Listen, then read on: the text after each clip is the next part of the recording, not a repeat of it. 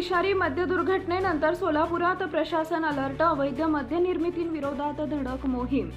पुण्यातील विषारी मद्य दुर्घटनेच्या पार्श्वभूमीवर सोलापूर जिल्ह्यात विशेष मोहीम. अवैध मद्य निर्मिती विरोधात प्रशासनाचा धडक कारवाईचा इशारा.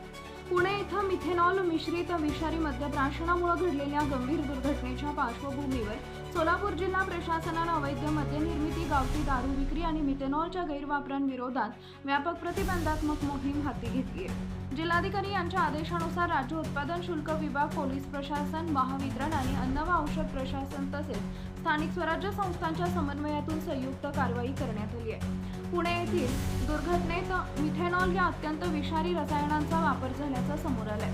इथेनॉलची नामसाधर्म्य असलेली तरी मिथेनॉलचे सेवन केल्यास कायमस्वरूपी अंधत्व, कोमा, मूत्रपिंड निकामी होणे तसेच मृत्यूही होऊ शकतो. त्यामुळे नागरिकांनी अवैधरित्या तयार करण्यात आलेल्या मद्याचे सेवन करू नये.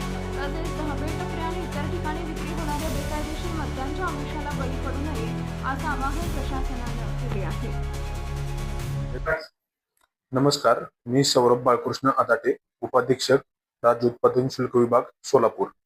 28 मे रोजी पुणे येथे घडलेल्या मिथेनॉल मिश्रित विषारी दारूच्या पार्श्वभूमीवर राज्य उत्पादन शुल्क विभाग, सोलापूर यांनी अवैध दारू निर्मिती, विक्री याच्या विरोधात मोहीम तीव्र स्वरूपाची केलेली आहे.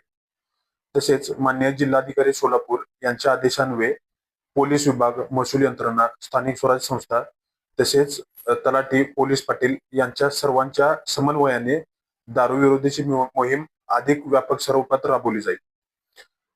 29 मे ते 2 जूनच्या दरम्यान सुमारे 72 गुन्हे नोंदवून 58 आरोपींवर कारवाई करण्यात आलेली आहे. त्या अनुषंगाने एकूण जवळपास 45,000 लिटरचे रसायन जप्त केलेले आहे. त्यासोबत 3,715 लिटरचे हातभट्टी दारू ही जप्त केलेली आहे आणि असा एकूण 25 लाखाचा मुद्देमाल जप्त केलेला आहे.